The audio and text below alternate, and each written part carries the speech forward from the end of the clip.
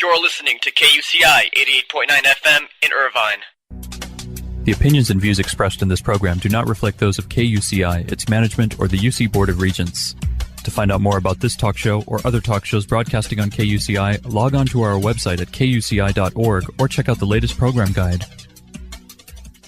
This is Ashton Marcus, and I'm on location at the Los Angeles Theater Center for the reopening of Desert Rats. Hi, my name is Ashton Marcus. I'm with KUCI 88.9 FM in Irvine, and I'm here with Derek Cheriton. I'm 28. I went to UCLA with the rest of the cast, and I'm doing a show called Desert Rats downtown right now. Great, and which character do you play? I'm playing Jesse, the younger brother of the two who kidnapped the cheerleader. He's a fun-loving guy who has not really gotten the best opportunities in life, and probably could have been somewhat successful and had friends and gotten married by now, but just because of the way life has thrown him all these curveballs, he's sort of stuck in a rut, and he hopes this is the grand slam to get him out of his funk. If my viewers decide to come by and see this piece, what should they expect to see? Well, it's a black comedy, and a lot of tension-filled moments. There's some romance in there that you might not expect, and a good time. Yeah, all around a good time. I remember a long time ago, there was someone named Patty Hearst. She was actually an heiress to Randolph Hearst, who was like this newspaper magnate. She got kidnapped by a radical organization, and afterwards, she actually went on a bank or some kind of robbery with them, and it was kind of bizarre. It was like people would wonder what happened, and there was actually some kind of syndrome, I believe it's called Stockholm syndrome. What are your thoughts on that? I think that the human mind is a delicate thing, and it can be toyed with. I don't know if it's really this play. I don't want to lead your viewers to astray, but I think that right and wrong are easily misconstrued when persuasive arguments are made. Well, I love the performance. Again, it'll remind me a little bit about that because there was interaction between obviously the cast. It was a bit about that, about what goes on through a person's mind when they're being kidnapped, persuasion, connection, and all that. So it kind of tied in with what I mentioned about Patty Hearst, but also I also enjoyed the acting because, again, this type of drama, this type of tension requires a tremendous amount of action to be able to carry it on and make it believable and make it persuasive. So I just loved you guys acting. Thank you so much. I really appreciate it. And it's it's a very intimate space for what it is, so you really get to be up close and personal with us the whole time. Plus, also, I don't think you mentioned enough about your character, because your character, actually, he was somewhat a bit, if you ever went to school and there was actually some kid who was actually, he was on drugs, and he would just despair. I remember in middle school, I actually saw some kid who was actually on drugs, and he would just disappear when I was in high school. I had no idea what happened to him. I think it would have been a lot like your character. Yeah, absolutely. Yeah, he needs escape because the real world has just beaten him in every chance it's gotten. He's a good guy at heart, though. He's a romantic who, again, just hasn't gotten the right cards yet. Once again, love the performance. Love your performance also. Thank you very much for being on the show. Thank you so much for having me. Hi, my name is Ashton Marcus. I'm with KUCI 88.9 FM in Irvine, and I'm here with Rufus Edelman, the playwright of Desert Rats, playing at the Los Angeles Theater Center. Great. So, question: why did you decide to write this piece? It's kind of hard to say. I don't really know the origins. I will say I was in New York City, studied at the time in NYU, pursuing my Master's of Fine Arts at Tisch for playwriting, and was kind of deeply unhappy, not necessarily with the school, although that probably has something to do with it, but I grew up in LA and being away in New York in a completely different income world. We've come working class, Eagle Rock, felt strange, and I had friends from home pass away through various means, and one particular suicide, and felt really detached from home. Just wanted to write about a world where those characters perhaps live, I guess, and it sprung from there, and it wasn't an easy write. It was sort of depressing and hard to get through, and took a while, but got through it. And it was like, I don't know, trying to honor or represent the world in which I had left, I guess, and sort of missed and felt like I abandoned and felt drawn back to. When I was very young, I remember there was an heiress named Patty Hearst. She got kidnapped by a radical organization, and then later, afterwards, when they committed a crime, she was actually part of the people who committed a crime. You know, and later I heard about something called Stockholm Syndrome, where basically... Well, first of all, what's your thoughts on that? I actually thought the Patty Hearst story was kind of a springpoint, like this guy taking a wealthy heiress type figure as a kidnapper. They were radical people, where this is a little more personal, I guess. But I did have her in mind, along with an old O. Henry story called The Ransom of Red Chief. And it was kind of an inspiration, I guess, because it was what I could draw from. I really wanted to write about, to bring two worlds together, like, in my mind, the wealthy world, which I was currently in New York and NYU, which I'd never really been around before, and the kind of more working class, or, so-called lower class Los Angeles I grew up in. And to bring them together, like the kidnapping was to do, and I kind of like the idea of using that maybe subgenre of crime to tell a theatrical story. If you want my viewers to get something from this, what should they take from this? I mean, any moral lessons or anything like that? I don't know. I hate to tell an audience to think. I hope they enjoy it. I hope it's thought-provoking and not derivative. Or did you come out of it with? Well, yeah. For one thing, it's basically dealing with bizarre types of people in stressful situations, that there still is humanity. Right. You know what I mean? In something where you think things will be straightforward, it's not always straightforward. In people you think are stereotypical of good, evil, or rich, poor, or this is just the way people should be, there's actually a lot more commonality between people. That's kind of what I got out of it.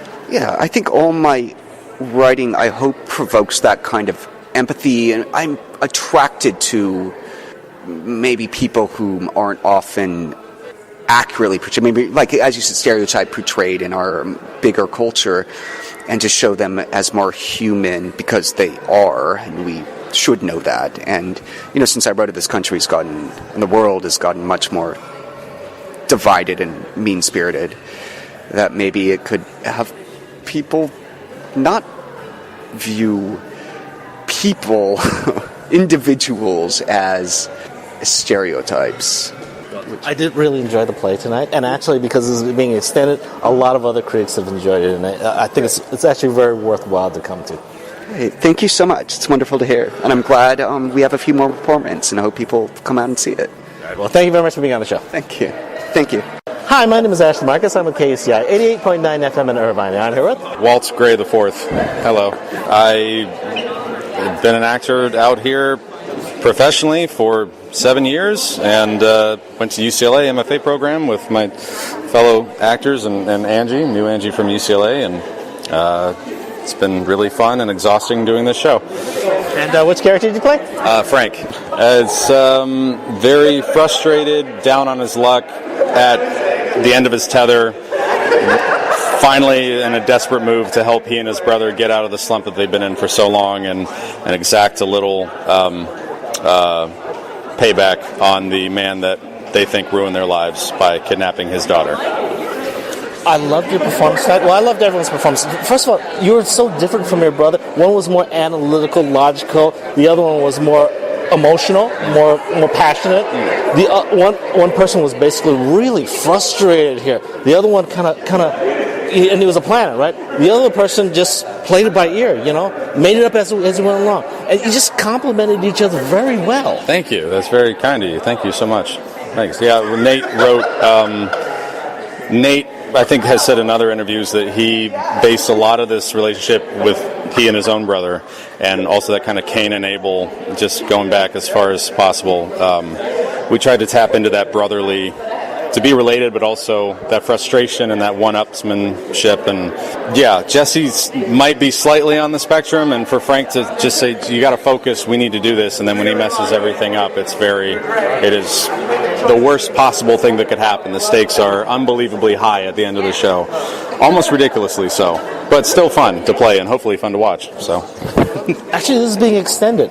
And actually, this is the extension. Yeah. Well, first of all, why do you think it's being extended? Apparently, it's been very well received. People enjoy it. It's a shorter show, which is nice. No intermission. You're just in and out and done. And the dynamics, I think it's performed very well by the actors, and directed extremely well by Angie. And it's just been, we sold too many tickets, I guess. We had to sell some more. Well, I loved it. I thought, first of all, I love the interaction. I love the fact that you guys started at a point and just kind of climbed up slowly and climaxed at the right time. Because I've been at some place where they just climax a little too early, and then suddenly the audience is like laughing, or they're saying, "Oh, I just want to get out of here," or they're saying, "Oh, this isn't real. Come on, this never happens." Right. But you guys did it perfectly. This is very believable. Well, as long as the audience climaxed with us, I think that's all that matters. Well, once again, I love your performance. Thank you so much. Thank you very much for being on the show. Thank you. Thank you for having it. Thank you for coming. Appreciate it. Tell your friends. Come see it. Hi, my name is Ashton Markus. I'm with KUCI 88.9 FM in Irvine. And I'm here with Lila Gavaris. I was just in the play that you just saw, and that's all I got. Okay, and which character did you play? Amber. I think that she's a survivor, and that she's seen the f***ed up world around her and learned how to play the game. If my viewers decide to come by and see this piece, what should they expect to see? I think people would see a fast-paced, but then slow and character-based play where you see people from different worlds actually communicating at a heightened stakes so that they actually speak truths. What I loved about the play was there was actually interaction. It was like in a tense situation where people are actually put on the edge, where their life is being threatened. It's actually possible to develop a connection. You know what I mean? And that was some bizarre, but I saw a lot of that tonight. I would actually go away from the Stockholm. I personally, at least as the actor playing it, I don't stalk it. Whatever, put it up to that. I think that these two characters have actual inherent truths that tie them together, and it's just the external. It's because the heightened stakes makes it so that they can actually talk about that instead of the frivolities of their surfaceful differences. Well, I love the way you guys presented it, because again, very tension-filled. You didn't lose the audience, and actually, I just started caring a lot about the characters. Nice. Well, once again, I love the performance. I loved you also in it.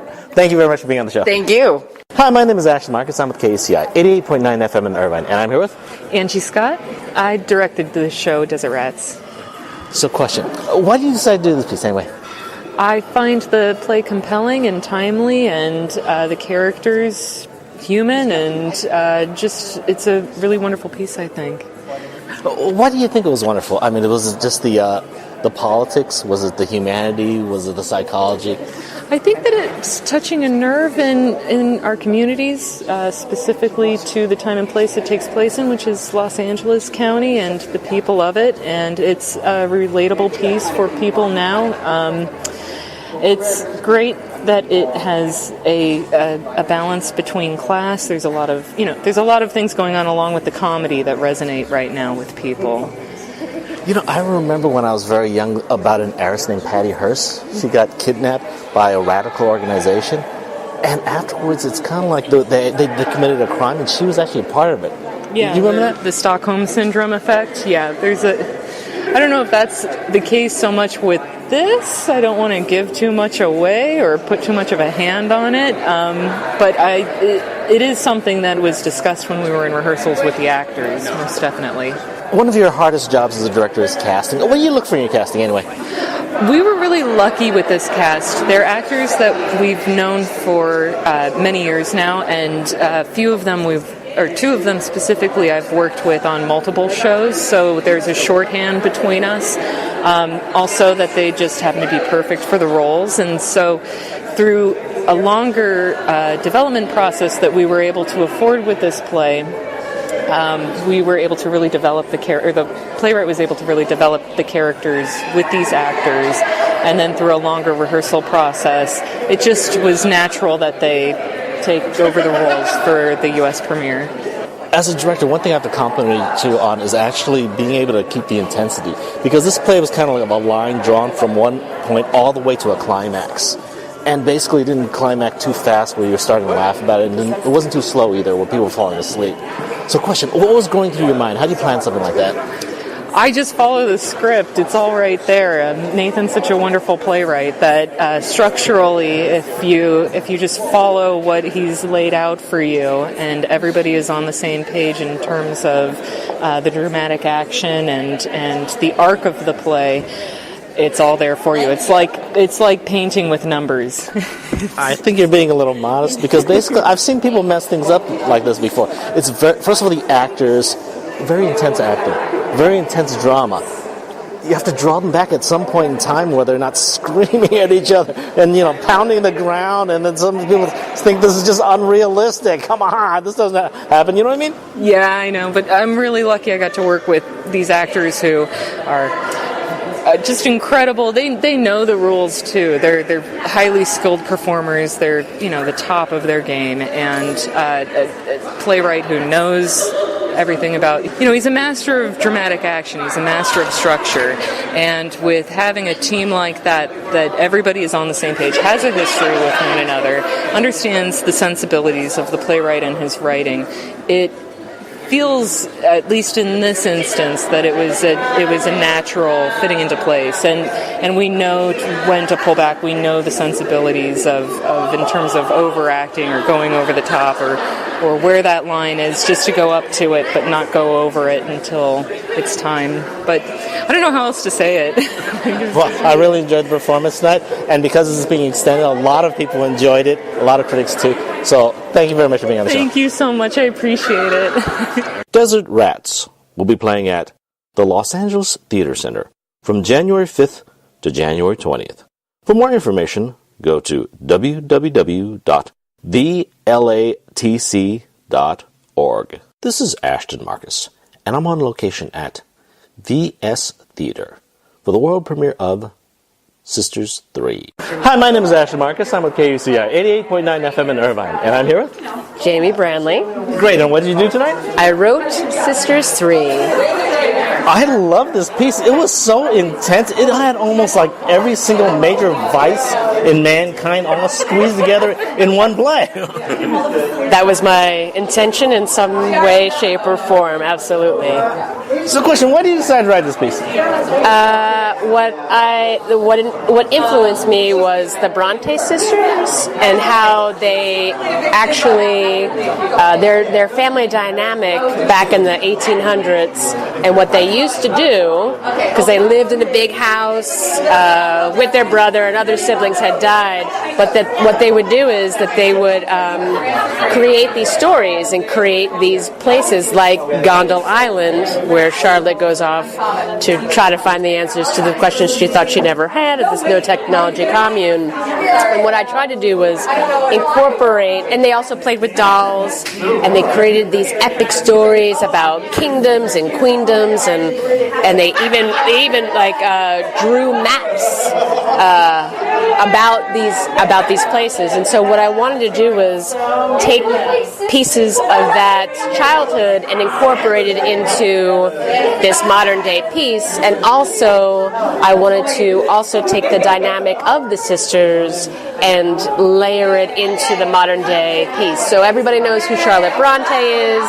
She was this amazing writer, and then there's Emily Bronte, who wrote Wuthering Heights, but she was definitely troubled, and Charlotte used to edit her work. And then there was poor Anne Bronte, who didn't quite ever make it to the stardom of Emily or Charlotte, who was always sort of trying to catch up with her sisters. And I tried to layer in their childhood and their sister dynamic into it. And of course there was their brother, Patrick Branwell, who was this pretty great artist but was a tortured soul, and he committed suicide. And so what I wanted to do was take that suicide and sort of launch the story into, well, what happens next. And so there you have it. Yeah, I actually thought the way they handled the story was basically almost like their way of handling therapies. Like when we deal with a psychological breakdown, this is the process. We make up a story, we play with dolls,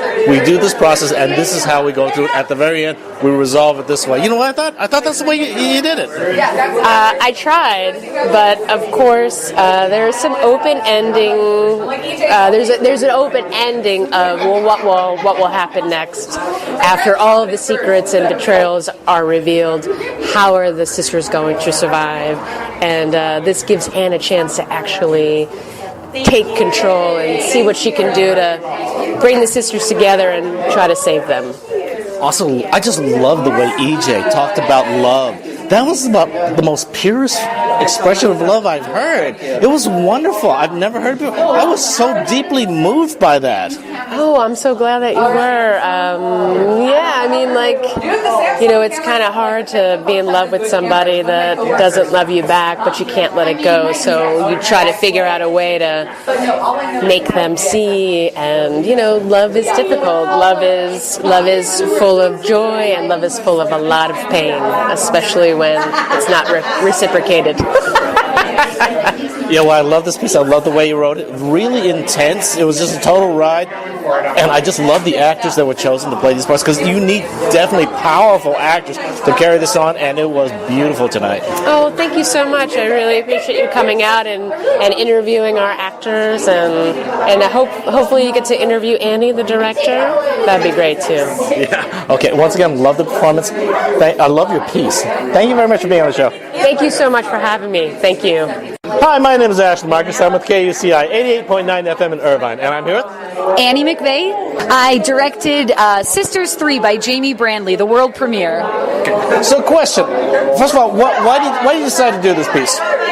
Well, I love this play more than just about any play I've read in the last 5 years. And the minute I read it, it was love at first sight. And I got to direct the workshop production of it 2 years ago. So this was a dream come true to be able to actually direct the full production of it. I actually loved it. Also, it's first of all, I don't see plays like this that often because it's so incredibly challenging. I went to college and I took a lot of computer science classes and all that, so I understand the mathematics that we're talking about that. And I was surprised they were really talking about mathematics and all that. That's incredible that you actually have a background in math. I'm sure Jamie would be elated to hear that you, as a mathematician, found it totally plausible and believable. Yeah, it's such a smart play. You're right. I've never read anything like this piece. I think it's so original, so very relevant to today, and I love these roles for women. And also, Jamie writes such great dialogue. It's so funny. The play it's like a full meal. It's hilarious, but then it's also really moving, and it's so original that I hope that audiences they'll be thinking about it for days to come. It was also very dark. It's kind of like, you know how all families have these dark secrets? Well, their families, they were very, how should I put it, discovered all the skeletons, showed the process they have to work out their skeletons. It's almost like they had an entire ritual. This is what we do when we have a real psychological meltdown. We have dolls, we play, we have this game, we go through the process, and we all know the rules. So it's like, man, they must have been through a lot of therapy. Exactly, or maybe not enough therapy. Yeah, I love this idea about this family that is so sort of swimming in grief. You know, they've lost their mom, and that obviously had an effect on them. So as children, I mean, it's heavily implied in the script, they developed a way that they could talk about their feelings through a in a way that wasn't just with language, this other way to be able to communicate things that were too intense for them to actually discuss. And one of the genius things in Jamie's script is being able to trust the audience to make the audience understand the game without, spoon feeding them every single rule. So we looked a lot at that, and is it clear, is it not clear, is there enough? But I think that with the words and with the really beautiful, smart performances, the audience can understand that this is a game that they created as children, and that there are certain rules, and it's how they communicate secrets that they can't otherwise discuss. 80% of your job is casting, and I love the cast. I loved all the actors. Well, what do you look for in casting? Oh wow! When I cast a play, I look for obviously actors' chops and just their skill set, but I also look for, can they take direction? How open are they to different things? So in an audition, I'll usually give them an adjustment or maybe two if we have time, and just see where they take it. But beyond that, I'm looking for people who are going to be open and collaborative and fun to work with, and this cast is one of the best casts I've ever been lucky enough to work with, and they are the original cast from our workshop 2 years ago, which was thrilling to me that they were all available, and they own these roles. They've lived with them for longer than most people get to live with a role before originating it in the world premiere. Another thing about the script, again, it was so intense, it was like a tidal wave coming at you. Did you have problems drawing it back where it says the audience is just going to start either, they're just going to be too overwhelmed by that? I mean, what do you think? Because they were talking about a lot of dirt, a lot of therapy, a lot of psychosis. I mean, how did you handle that? That's a great question. Yeah, any play that takes place in one scene, you really have to chart the arc so that you don't sort of climax too soon. You've got to kind of keep it steadily going up and find what is the emotional breaking point for this character, and making sure that that's repeatable from night to night so that the climax won't sort of be in the wrong place. So yeah, there were times where, I would feel that maybe the emotional sort of stakes were getting ratcheted a little bit too high up too soon, and then we would pull back and adjust and just talk about, all right, but there's still so much, there's still places to go. So sort of being able to find that journey and that arc is something that I work very closely with the actresses to do, and it's no easy feat. They're amazing. They never get to leave the stage. One of them gets to drink water or whiskey on stage, but the sheer amount of dialogue in this play is challenging enough. Then you add a sword fight, and then you've really got a challenging play. Well, I love the play. I thought it was fantastic. Again, intense. If you really want to see great acting, because it takes a fantastic actor to do something like that, to engage, to be moved by these people. You just did a fantastic job directing. Thank you so much. That means the world to me. I really appreciate that. Thank you. All right. Thank you once again for being on the show. Thanks a lot. My pleasure. Hi, my name is Ashton Markus. I'm with KUCI, 88.9 FM in Irvine, and I'm here with Dana Durak. I'm just a big theater nerd. I'm a huge theater nerd. I've been kicking around the LA theater scene for the last 14 years or so, and I'm just tickled to be able to do this show. And which character did you play tonight? I play EJ, Emily Jane. EJ's got a lot going on. Between the death of her brother and and the abandonment of her sister, and then her own personal issues with bipolar disorder and the stresses of her work. It's just kind of a lot, and so compounding that with the simultaneous comfort and extra stress of having her sister permanently living in her tiny studio apartment, something's got to give. I actually have a friend who's bipolar. Excuse me, I had a friend who was bipolar. I think after a couple of years after he got thrown in jail, we stopped being friends. Oh dear, yeah, that'll put a damper on a friendship. But your character, I loved your character because she was first of all, she was very intelligent. She was, again, on the very fringes. I'd say like the top 1% of intelligence. But there's a price to pay for that, and she had to pay that price. You know what I mean? There absolutely is a price to pay. To spend all that time thinking, it wears you out. Yeah. I also love the performance. First of all, if my viewers decide to come out and see this performance, what should they expect to see? Just a heartwarming show. No. it's not your average holiday show. It's not your average family show, but it is a holiday family show that I think a lot of people can relate to elements of it because family kind of brings out the crazy in us all. Yeah, that's very interesting because I don't want to talk about the topics they covered, but they once said something about the Ring cycle, Wagner's. It covered every single vice in mankind. I think this covered just about almost every vice in mankind. Yeah, no, I can absolutely see that. I'm like, what we got? What we got? The 7 deadly sins here. We got the sloth. We got the gluttony. Definitely with the over drinking. Oh, I'm sure it's all in there. I'm not going to run them down because that's boring. Also, another thing I have to compliment the actors, because again, for this type of play where it's demanding, where you're basically expressing all this emotion, where you're basically talking about all this philosophy, where you're talking about mathematics, where you're talking about basically trying to find perfection, and you talk about love too. What is love?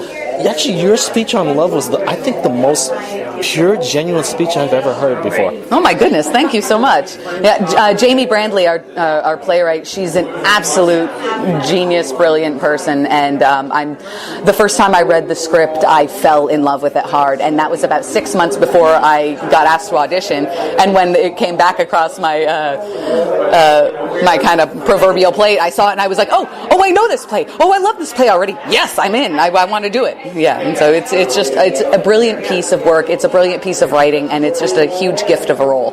Yeah, and also, ironically, you said everyone identified. Yes, you connected with the audience. I could tell you were connecting with the audience. There were some giggles here and there, but again, it was really intensive acting. But when you're talking about topics like this, when you're talking about topics of really, really bad family secrets and still connecting with the audience, that takes a wonderful, wonderful actors. Fantastic actors all around, and I loved your performance. Thank you so much. I really appreciate you coming out here. Right. Thank you very much for being on the show. Thank you. Hi, my name is Ashton Markus. I'm with KUCI 88.9 FM in Irvine, and I'm here with... Hi, I'm Kara Hume. Oh, thanks for having me. I'm excited to be working on Jamie Brandley's latest play, Sisters 3, after working on her play Through the Eye of the Needle earlier this year at the Road. Yeah. And which character do you play tonight? I play Anne, who is the youngest sister. Anne is an eternal optimist in the face of tragedy. This piece, first of all, I love the piece. I thought it was fascinating. I thought it was very intellectual. I thought it was very philosophical, too. But again, if my viewers decide to come by and see this piece, what should they expect to see?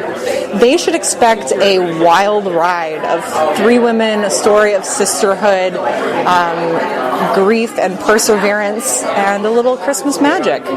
Again, I thought it was very philosophical. You talked about trying to find perfection in their own ways, through their own mediums. Yours particularly was trying to find it through social media. It's kind of a community type thing, kind of a zeitgeist type of thing. What would get everyone to kind of love me? You know what I mean? She had this advanced thinking. She kind of melded with it. And she was also trying to find her own kind of love also. Yeah, Anne really looks to social media, I think, as a tool for good and for recruiting. Well, at the onset of the play, we see her kind of obsessed with it, with its negative impacts and kind of jealousies and frenemies and competition. And as the play progresses, we see her leverage social media for more of a positive influence, but maybe covering up some less than perfect deeds.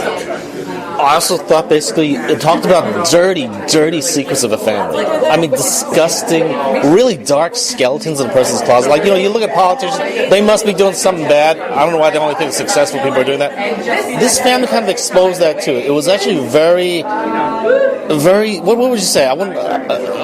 I hate to use the word sick. What would you think about that? Yeah, it is definitely pretty dark, but without giving anything away, without giving any spoilers, I would say we definitely do see the skeletons in this family's closet, but still things that I hope the audience will find strangely sympathetic, even if it is disgusting on the face of it.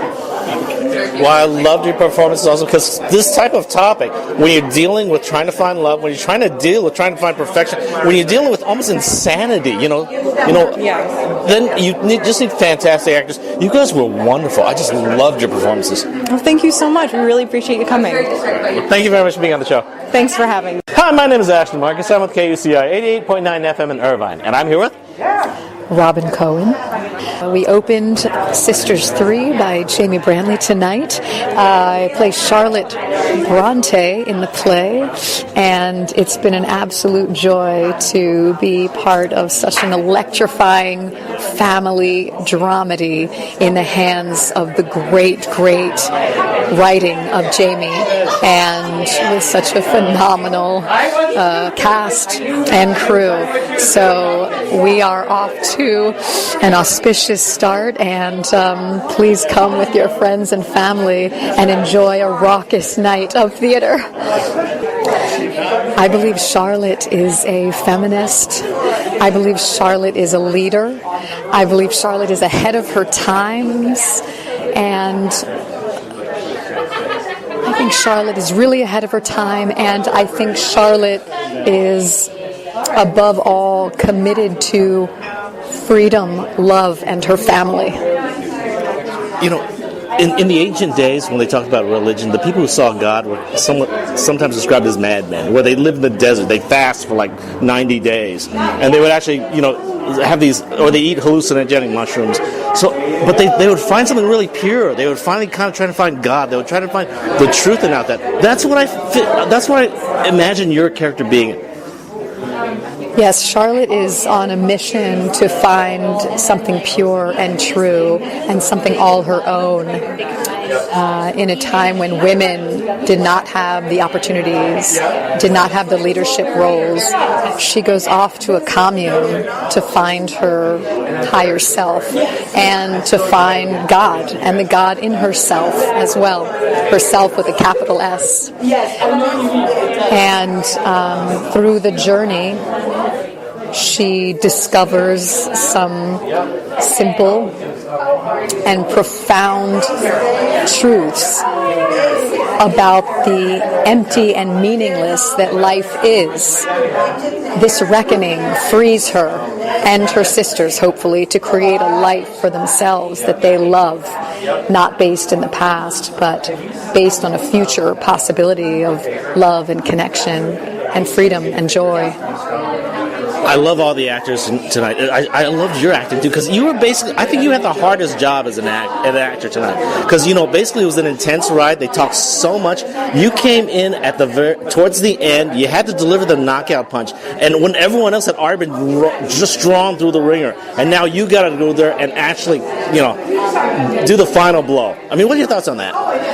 It is a huge karate chop of an ending, and it's a great joy and such a fun pleasure to come in the last act of a play, drenched with cupcake all over my face, smoking cigarettes out of a swamp to deliver a message to my sisters who I love is an exciting entrance for any actor.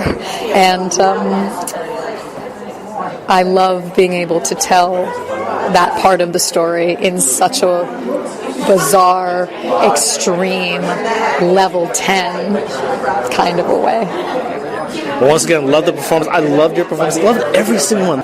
Thank you very much for being on the show. It's a pleasure. Thank you. And please come again and tell your friends and enjoy a fabulous holiday play. Thank you. Sisters 3 will be playing at VS Theater from December 14th to January 20th. For more information, go to www.inkwelltheater.com. This is Ashton Marcus, and I'm on location at the Pacific Residence Theater for their presentation of I Am Sophie. Hi, my name is Ashton Marcus. I'm with KUCI 88.9 FM in Irvine, and I'm here with... This is Corinne Shore with I Am Sophie. Great. And which character did you play tonight? I played Sophie. I also play Kate. What's your take on Sophie and Kate? Well, I love hearing what other people take from it, but as far as my take, it's sort of that identity journey about finding your best self. So kind of the idea where, like, a lot of people might relate it to, when you go on vacation and, you're like, God, I like myself on vacation. Why can't I be this person all the time? And it's sort of that kernel of an idea of what if we try to unlock the notion of really cultivating and being our best, truest self all the time, for everybody, no matter the consequences. I really loved your character, Sophie. I thought she had a je ne sais quoi. She did. A joie de vivre. Yes, exactly. All of those things. She does have a joie de vivre. And I love that about playing her, too, because she does unlock something. She unlocks something for me, too, in just her openness. You can have all the emotions. They're all okay. And you can have the hard stuff and the good stuff. Sophie can take it all, more than Kate could take it.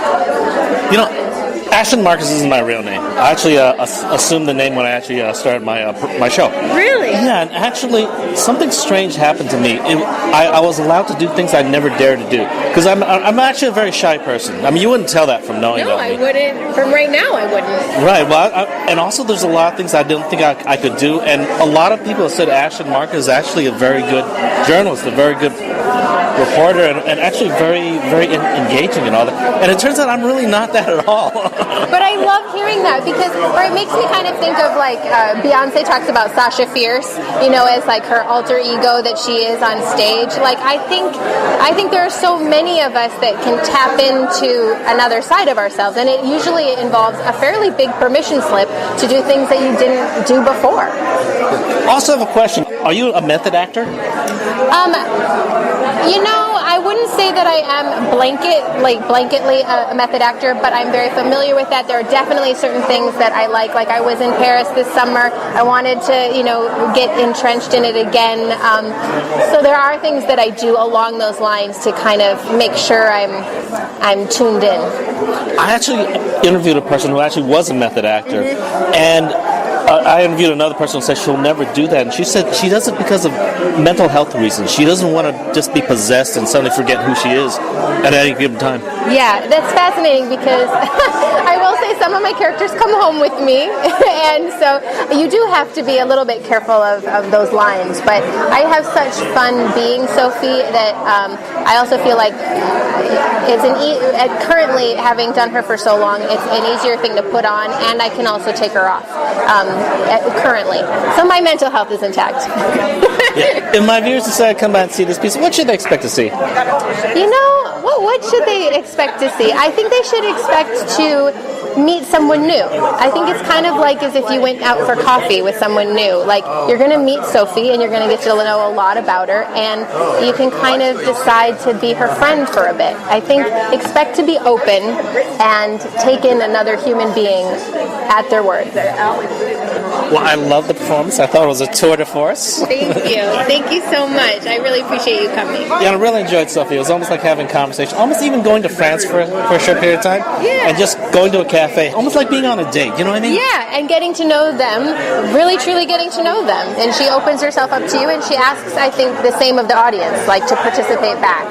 So I hope that came across as well. So, yeah. Once again, I really love the piece, because again, believe it or not, I've never seen something like this before, which is unusual because I've seen a lot of theater in my life. I'm sure you have. I'm sure you specifically have. And I'm okay with that it's a little bit different. Yeah. Once again, loved it. Thank you very much for being on the show. Thank you. Thank you so much. Hi, my name is Ashton Marcus. I'm at KUCI 88.9 FM in Irvine. Now in Irvine.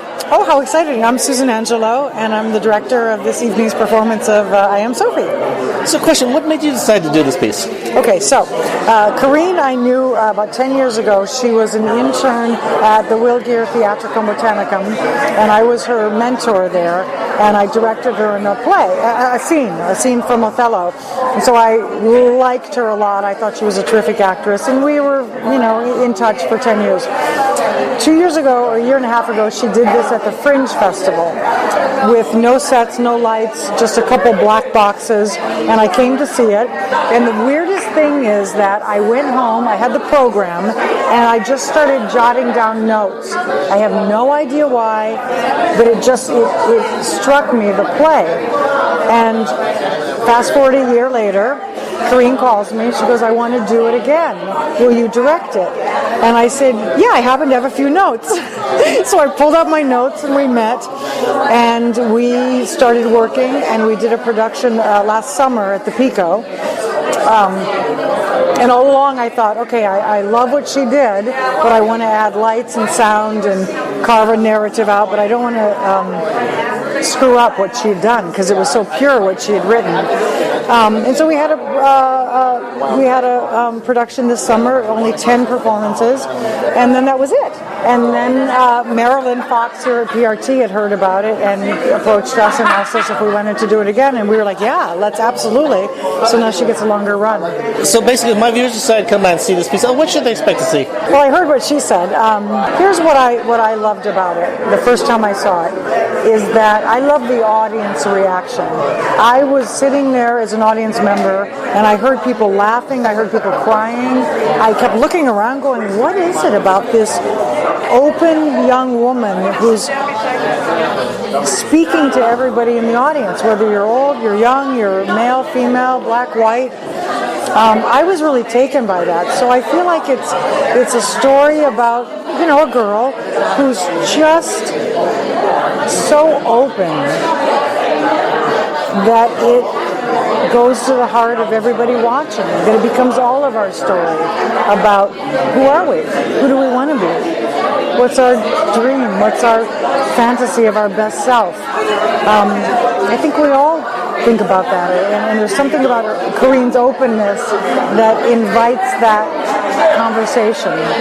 So I guess they're going to come and meet a part of themselves, actually.